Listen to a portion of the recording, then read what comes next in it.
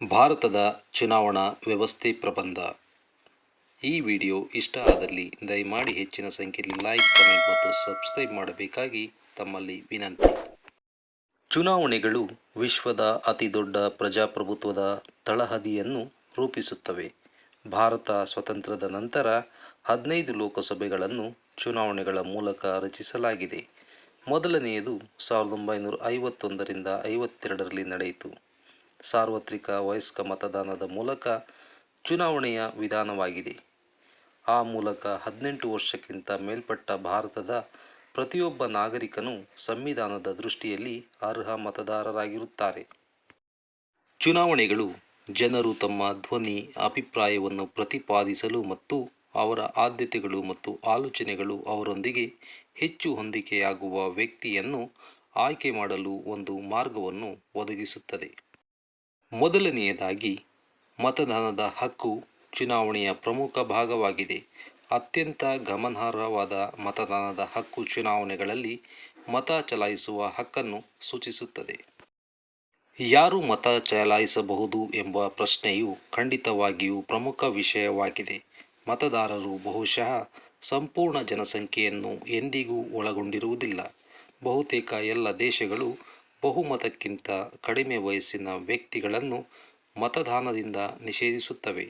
ಉದಾಹರಣೆಗೆ, ಭಾರತದಲ್ಲಿ ಬಹುಮತದ ವಯಸ್ಸನ್ನು 18 ವರ್ಷ ವಯಸ್ಸಿನಲ್ಲಿ ಪಡೆಯಬಹುದು. ಅಭ್ಯರ್ಥಿಯ ನಾಮನಿರ್ದೇಶನ ಕೂಡ ಚುನಾವಣೆಯ ಪ್ರಮುಖ ಲಕ್ಷಣವಾಗಿದೆ. ಇದರರ್ಥ ಅಧಿಕೃತವಾಗಿ ಯಾರನ್ನಾದರೂ ಚುನಾವಣೆಗೆ ಸೂಚಿಸುವುದು. ನಾಮನಿರ್ದೇಶನವು ಸಾರ್ವಜನಿಕ ಕಚೇರಿಗೆ ಚುನಾವಣೆಗೆ ಅಭ್ಯರ್ಥಿಯನ್ನು ಆಯ್ಕೆ ಮಾಡುವ ಪ್ರಕ್ರಿಯೆಯನ್ನು ಸೂಚಿಸುತ್ತದೆ.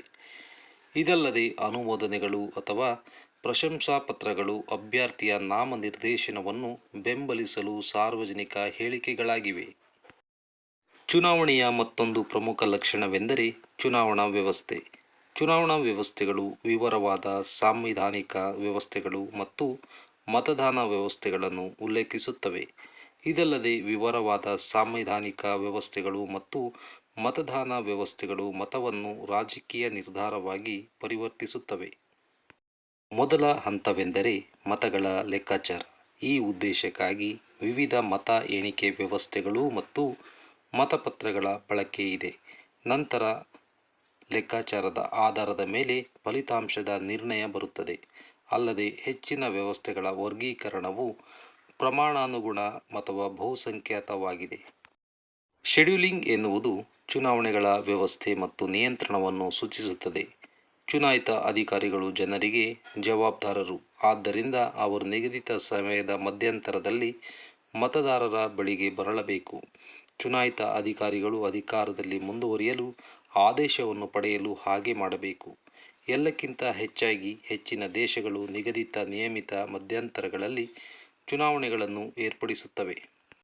ಚುನಾವಣಾ ಪ್ರಚಾರವು ಚುನಾವಣೆಯ ಅವಿಭಾಜ್ಯ ಅಂಗವಾಗಿದೆ. ಚುನಾವಣಾ ಪ್ರಚಾರವು ಒಂದು ನಿರ್ದಿಷ್ಟ ಗುಂಪಿನ ನಿರ್ಧಾರವನ್ನು ಧನಾತ್ಮಕವಾಗಿ ಪ್ರಭಾವಿಸಲು ಸಂಘಟಿತ ಪ್ರಯತ್ನವನ್ನು ಸೂಚಿಸುತ್ತದೆ. ಪರಿಣಾಮವಾಗಿ, ರಾಜಕಾರಣಿಗಳು ಹೆಚ್ಚು ಹೆಚ್ಚು ವ್ಯಕ್ತಿಗಳನ್ನು ಓಲೈಸಲು ಪ್ರಯತ್ನಿಸುವ ಮೂಲಕ ಪರಸ್ಪರ ಸ್ಪರ್ಧಿಸುತ್ತಾರೆ. ಭಾರತದ ನಾಗರಿಕರಿಗೆ ತಮ್ಮ ನಾಯಕರನ್ನು ಆಯ್ಕೆ ಮಾಡಲು ಚುನಾವಣೆಗಳು ಒಂದು ಮಾರ್ಗವನ್ನು ಒದಗಿಸುತ್ತವೆ. ಅವರು ತಮ್ಮ ಅಭಿಪ್ರಾಯಗಳನ್ನು ಅಭ್ಯರ್ಥಿ ಅಥವಾ ಪಕ್ಷದ ಪರವಾಗಿ ಮತ ಚಲಾಯಿಸುವ ಮೂಲಕ ಮಾಡುತ್ತಾರೆ. ಚುನಾಯಿತ ಅಭ್ಯರ್ಥಿಗಳಲ್ಲಿ ಜನರ ಇಚ್ಛೆ ಪ್ರತಿಫಲಿಸುತ್ತದೆ ಎಂದು ಇದು ಖಚಿತಪಡಿಸುತ್ತದೆ. ಭಾರತದಲ್ಲಿನ ಚುನಾವಣೆಗಳು ಸಾರ್ವಜನಿಕರು ಆಡಳಿತ ಪಕ್ಷದ ವಿರುದ್ಧ ತಮ್ಮ ಅಸಮಾಧಾನವನ್ನು ವ್ಯಕ್ತಪಡಿಸಲು ವೇದಿಕೆಯಾಗಿದೆ. ಇತರ ಪಕ್ಷಗಳಿಗೆ ಮತ ಹಾಕುವ ಮೂಲಕ ಮತ್ತು ಬೇರೆ ಸರ್ಕಾರವನ್ನು ಆಯ್ಕೆ ಮಾಡಲು ಸಹಾಯ ಮಾಡುವ ಮೂಲಕ ನಾಗರಿಕರು ಅವರು ಅಂತಿಮ ಅಧಿಕಾರವನ್ನು ಹೊಂದಿದ್ದಾರೆಂದು ಪ್ರದರ್ಶಿಸುತ್ತಾರೆ. ಚುನಾವಣೆಗಳು ಸಾರ್ವಜನಿಕವಾಗಿ ಹೊಸ ಸಮಸ್ಯೆಗಳನ್ನು ಎತ್ತಲು ಬಾಗಿಲು ತೆರೆಯುತ್ತದೆ. ಭಾರತದ ಪ್ರಜೆಯು ಯಾವುದೇ ಪಕ್ಷಗಳ ಅಜೆಂಡವಲ್ಲದ ಸುಧಾರಣೆಗಳನ್ನು ಪರಿಚಯಿಸಲು ಬಯಸಿದರೆ, ಅವನು ಅಥವಾ ಅವಳು ಸ್ವತಂತ್ರವಾಗಿ ಅಥವಾ ಹೊಸ ರಾಜಕೀಯ ಪಕ್ಷವನ್ನು ರಚಿಸುವ ಮೂಲಕ ಚುನಾವಣೆಯಲ್ಲಿ ಸ್ಪರ್ಧಿಸಲು ಸ್ವತಂತ್ರರು. ಭಾರತದಲ್ಲಿ ಪ್ರತಿ 5 ವರ್ಷಗಳಿಗೊಮ್ಮೆ ನಡೆಯುವ ಚುನಾವಣೆಗಳು ನಿಯಮಿತವಾದ ವ್ಯಾಯಾಮವಾಗಿರುವುದರಿಂದ ಆಡಳಿತಾರೂಢ ಪಕ್ಷಗಳನ್ನು ನಿಯಂತ್ರಣದಲ್ಲಿ ಇರಿಸಲಾಗುತ್ತದೆ ಮತ್ತು ಸಾರ್ವಜನಿಕರ ಬೇಡಿಕೆಗಳನ್ನು ಪರಿಗಣಿಸುವಂತೆ ಮಾಡಲಾಗುತ್ತದೆ.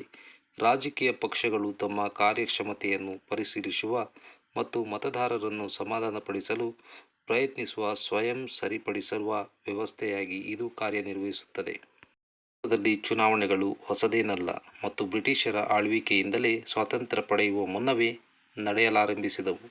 ಆದರೆ ಸ್ವಾತಂತ್ರ್ಯದ ಮೊದಲು ಫ್ರಾಂಚೈಸ್ ಸೀಮಿತವಾಗಿತ್ತು ಮತ್ತು ಕೆಲವು ಭಾಗವಹಿಸುವ ಮತ್ತು ಮತ ಚಲಾಯಿಸುವ ಹಕ್ಕುಗಳನ್ನು ಹೊಂದಿದ್ದವು. ಸ್ವಾತಂತ್ರ್ಯದ ನಂತರ ಭಾರತವು ಸಾರ್ವತ್ರಿಕ ವಯಸ್ಕ ಮತದಾನದ ಹಕ್ಕನ್ನು ಅಳವಡಿಸಿಕೊಂಡಿತು ಮತ್ತು ಪ್ರತಿಯೊಬ್ಬ ವಯಸ್ಕ ಭಾರತೀಯನು ಮತದಾನದ ಹಕ್ಕನ್ನು ಪಡೆದನು.